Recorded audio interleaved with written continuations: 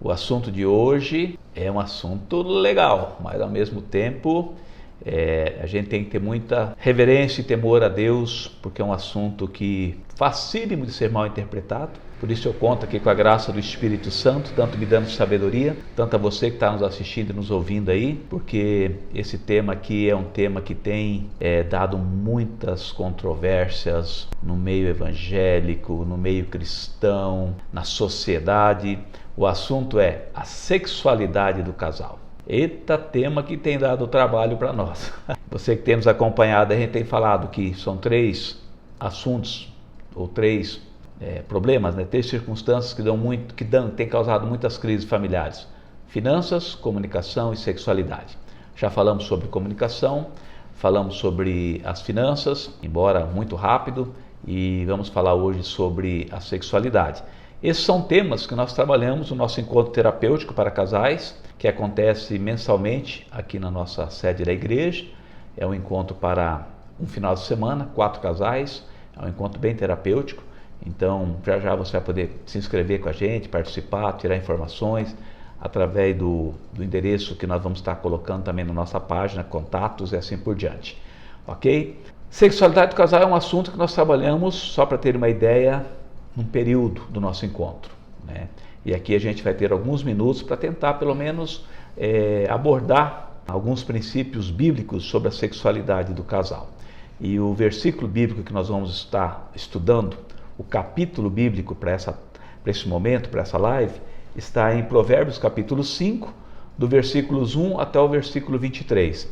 Obviamente que nós não vamos estudar todos os versículos, mas é o capítulo onde um pai, nesse caso Salomão, está instruindo o seu filho, ou seus filhos, a como procederem na vida matrimonial. E é uma exortação muito séria, onde ele vai apontar os perigos, e também as virtudes de um relacionamento físico, de um relacionamento sexual. Vamos lá então, Provérbios capítulo 5, versículo de 1 até o 23. O que eu quero estar compartilhando com vocês alguns versículos, a partir do versículo 3, tá, queridos? Capítulo 5, versículo 3. Vamos lá? Tá assim, ó. Os lábios da mulher imoral destilam mel, e as suas palavras são mais suaves do que o azeite. Versículo 4. Mas o seu fim é amargo como fel e cortante como uma espada de 2 gumes. Os seus pés descem para a morte, os seus passos conduzem ao inferno. Ela não faz plana a vereda da vida, anda errante nos seus caminhos e não o sabe. Por que nós estamos escolhendo esse texto para falar no tema sexualidade? Porque uma das coisas que nós temos que trabalhar, estamos trabalhando no caráter dos casais, cristãos obviamente, essa ideia da sexualidade saudável, é a ideia da fidelidade. Faz parte do nosso estudo, sexualidade do casal, a fidelidade conjugal. Não tem como você trabalhar uma sexualidade saudável se nós não partirmos de um princípio de fidelidade conjugal, um princípio de dedicar toda a nossa sexualidade somente ao nosso cônjuge. Então, o sábio aqui vai começar instruindo o seu filho que existe 2 tipos de sexualidade, podemos chamar, ou sexo, um pervertido e o outro que nós chamamos de um sexo divertido. Sexo com perversão e o sexo com diversão, com prazer, com alegria. E nesse capítulo 5 de Provérbios, nós vamos ver os 2 opostos da sexualidade, uma nada saudável e uma outra totalmente saudável. E a sexualidade não saudável, que nós também chamamos de uma sexualidade pervertida, ela tem a ver com a sedução da mulher estranha, da mulher alheia. No caso aqui, homens, tá? Então, tento aí entender o nosso discurso aqui, porque nós estamos falando aqui de um conselho de um pai para um filho. Obviamente que você pode traduzir isso para você, mulher que está nos assistindo, enfim, quais são os perigos disso? Primeira coisa, as palavras de sedução, o engano. Muitos casamentos têm se desfeito por causa da relação extraconjugal. E normalmente o cônjuge, homem, mulher, mas principalmente o homem dentro desse contexto, ele se deixa seduzir por palavras sensuais da mulher adúltera, da mulher estranha.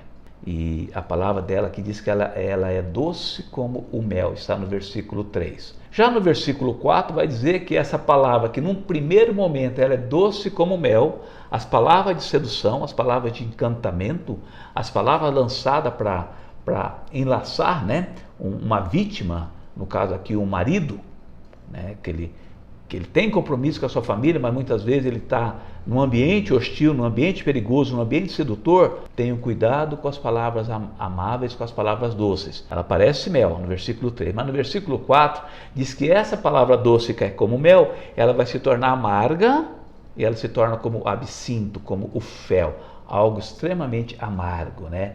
Então, aquilo que começa com doçura termina com amargura. E quando nós pegamos os versículos que começam e os versículos que também sucedem esse versículo aqui agora, você vai perceber qual é o caminho que essa mulher vai te levar nesse sexo, nessa sexualidade pervertida, né?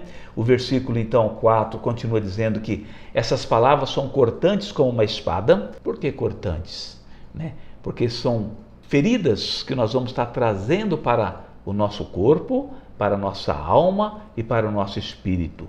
Então, todo relacionamento extraconjugal, todo relacionamento que não seja um relacionamento abençoado por Deus, ele é marcado como algo que fere o relacionamento, fere a pessoa que se envolveu sem as bênçãos do Senhor e sem a bênção do seu casamento. E ela é cortante, ela é uma espada que corta, e eu vou repetir aqui.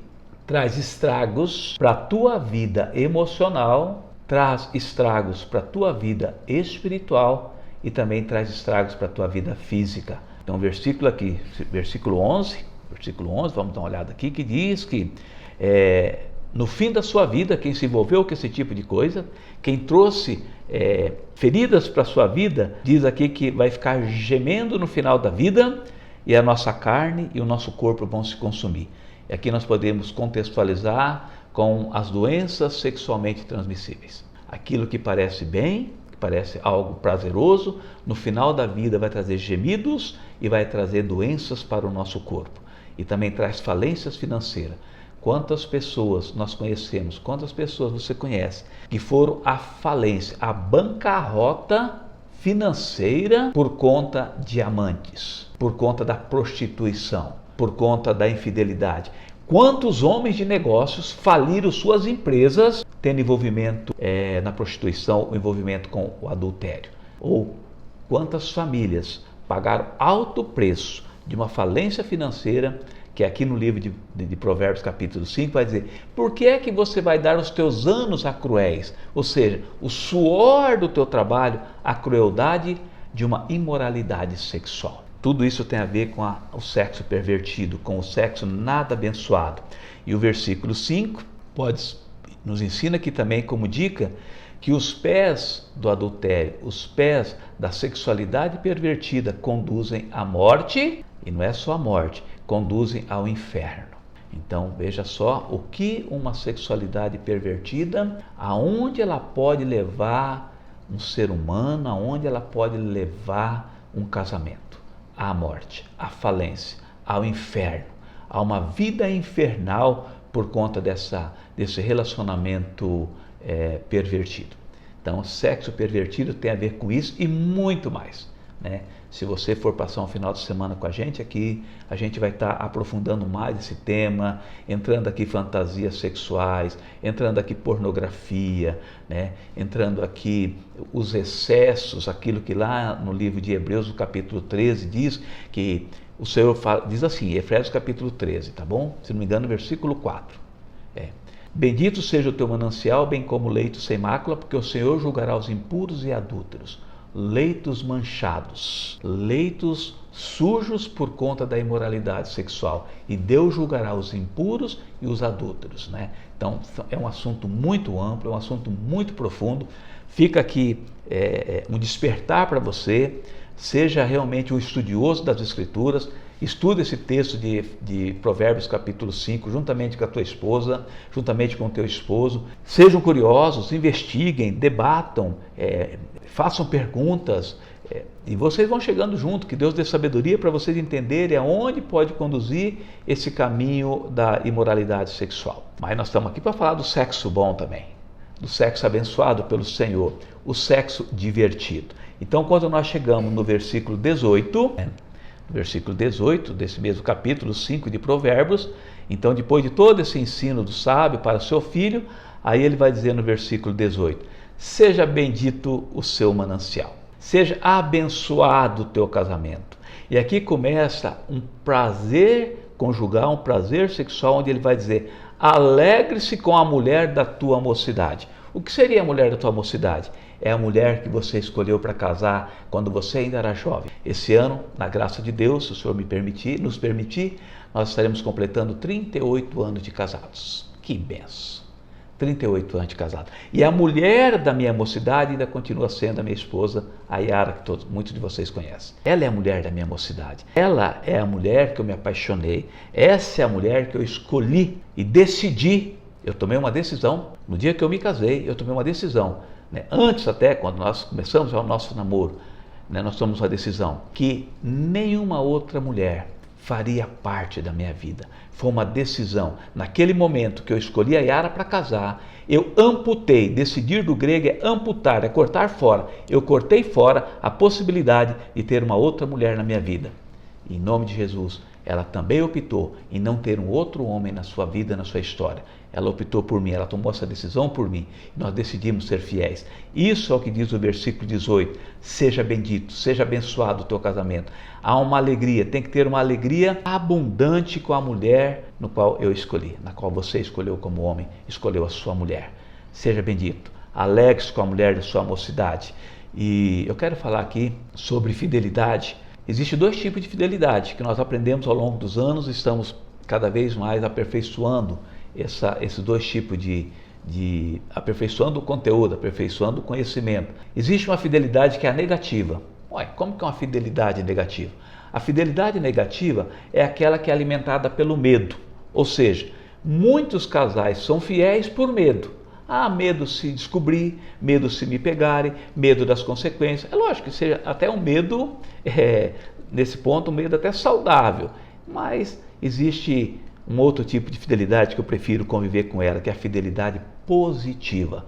A fidelidade positiva é aquela que nós decidimos ser fiéis pelo amor, pela escolha, pela decisão, pelo afeto, pelo carinho, pela responsabilidade. Esta é a fidelidade positiva. Eu não sou fiel de forma negativa porque eu tenho medo. Eu sou fiel de forma positiva porque eu decidi ser fiel, primeiro, aos princípios de Deus, ao que Deus pediu para mim como cristão, como filho dele, e depois por amor à minha amada e querida esposa.